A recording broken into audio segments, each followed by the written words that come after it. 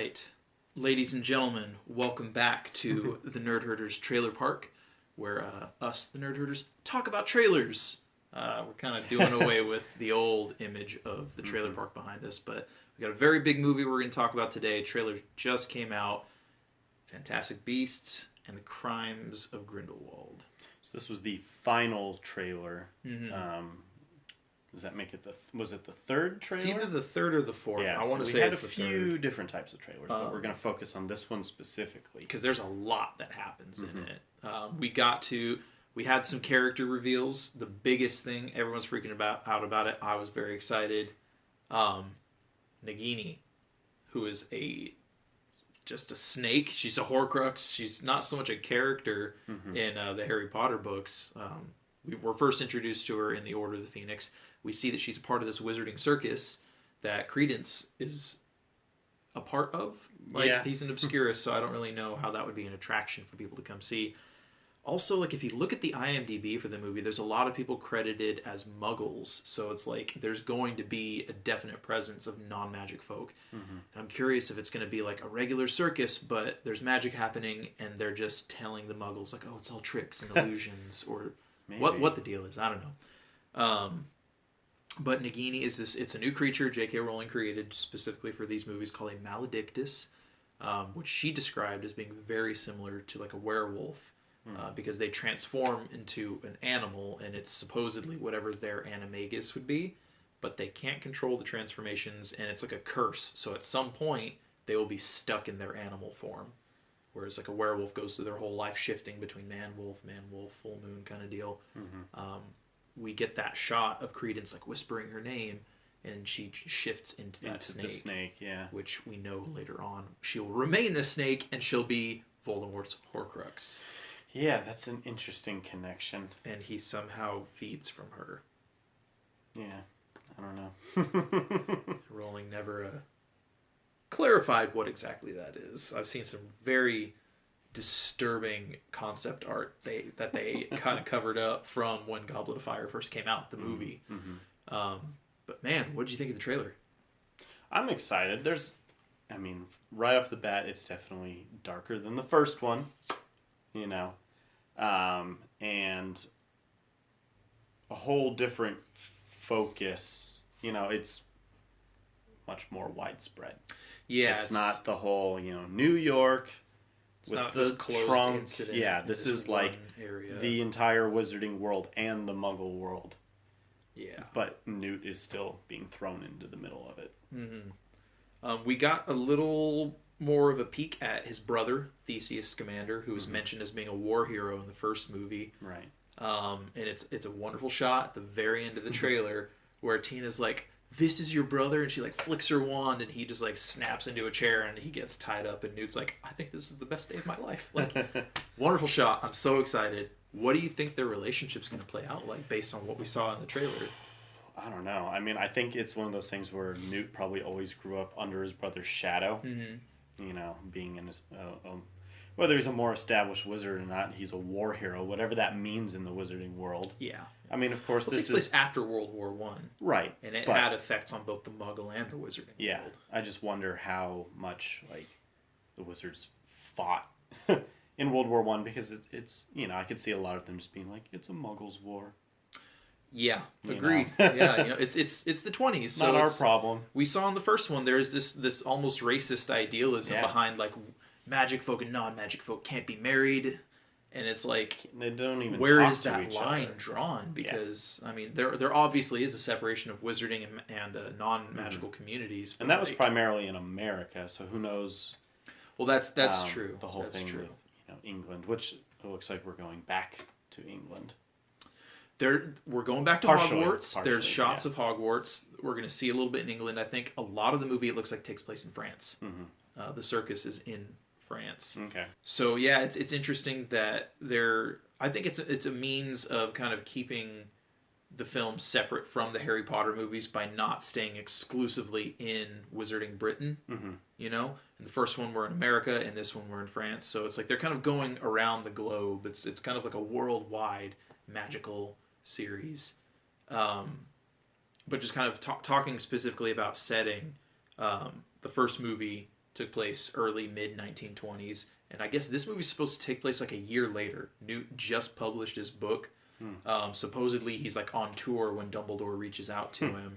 Okay. So it's still the mid to late 20s. Yeah, which you had voiced a concern with because it's established that Dumbledore defeats Grindelwald in 1945 or whatever the year was. I think it was 1945. Mm-hmm. It was in the 40s. And then there's that shot in the trailer with the planes. Yeah. Mm-hmm. And the like bombed out, London, like the London Blitz or whatever. It's like that's like 20 years from now. So, well, it might not have been the London Blitz. It might not have been in London. That could have been like a battlefield somewhere else. It could have been a flashback. World War I. Maybe Newt's looking back to like what his brother went through as a war hero. And Jacob was in the expeditionary forces. True. In the U.S. Army. Yeah. So, yeah. Which is really interesting because... Oh, I wonder if they're in a pensive. Maybe. That's possible. I didn't think about that. Yeah. That'd be interesting. Cool. Kind of another connection to all that kind of stuff. Yeah, so either his brother or Jacob, their memories of the war. Dumbledore's in it. Maybe it's Dumbledore's pensive. He's been using that thing for God knows how long. That's true. Well, and the Mirror of Erised. Yeah, Mirror of Erised makes a return. We see Dumbledore looking at it as his younger self, meaning he's probably had it for God knows how long, and he sees Grindelwald in it. Yeah. Which I personally appreciate because I know that they've stated that in this movie Dumbledore is not explicitly going to be shown as being gay, even though like J.K. Rowling said that right after the last book came out. So it's interesting they're at least going to have that nod, and I'm curious because I know there's been the fan reaction to them saying he won't be explicitly gay has been kind of volatile in some cases. So I'm curious if that's been taken into consideration with reshoots. And possibly. I mean, there's the line in the trailer where he's talking to Newt and he says, "I can't move against Grindelwald."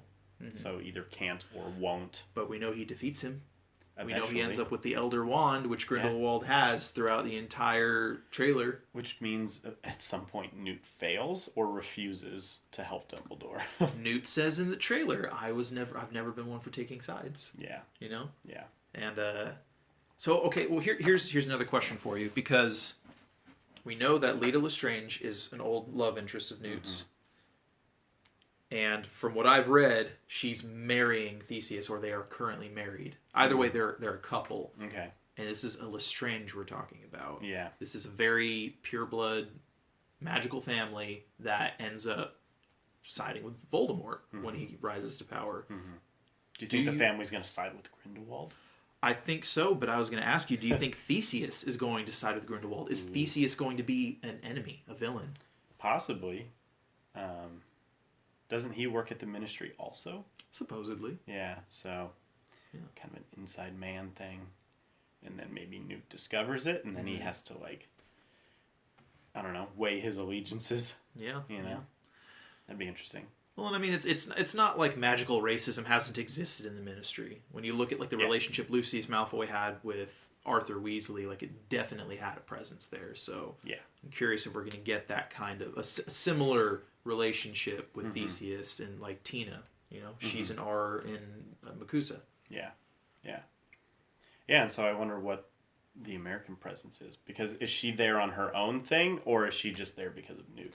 Is Dumbledore using her to get to Newt because he's sneaky and he knew that Newt wasn't outright going to want to do it, so he got her involved because he knows how much he loves her? Yeah, that's possible. I wouldn't put that past Dumbledore at all. Neither would I. He's a sneaky guy. What do you think Jacob's role is going to be in the movie? He's back. I'm going to be honest with you. I don't know. There's that shot that we see. In almost all the clips, he's not really doing anything. He's there. Not in a bulk of them. Well, that too. At all, there's that shot towards the middle of the trailer where Queenie is like sobbing in tears. There's that shot at the kind of towards the end of the trailer where you see them standing on that bridge leading to Hogwarts, where everyone's there but Jacob. Yeah. I think Jacob's going to die. Ooh. There's got to be a death of some kind, and that's true. I feel like it would be in poor taste to have Credence die again. So yeah, I'm willing to bet Jacob's. Do we know how he's even back? There's a shot in the first movie where you see like a little tendril of the Obscurus kind of like float away after they all like blew him up. So it's implied that he was not entirely destroyed. Like, Obscurus is such a weird creature that I don't fully understand. So it's kind of like, I don't know. He escaped somehow. Yeah, that makes sense. We'll probably hear more. It's magic. Yep. No, either way, I'm definitely excited. I mean, the Harry Potter franchise has always been movies that we've looked forward to. And the last Fantastic Beasts was since was we a were great little, movie. like literally, there's pictures of us when we're like 8 or 9 years old, dressed up in the robes with the wands and the plastic round glasses, going to see the first movie for his birthday. Yeah. Like, oh man, here we are. Right. Like 15 years later, Still talking about it. Yep. Oh, more than 15. Yeah. Well, let's be kind to ourselves. Right. Yeah. I don't really know what else to get into. You know, I don't want to. I know. I don't want to pick it apart because, like, I almost didn't watch the trailer because I want this movie to be a surprise to me. I don't want any spoilers whatsoever. I want to just watch the film and enjoy it. But before our camera runs out here and before this video gets any longer, let us know your thoughts on the trailer below. If you have any movie trailers you'd like us to do a trailer park on, comment below. And until next time, stay nerdy.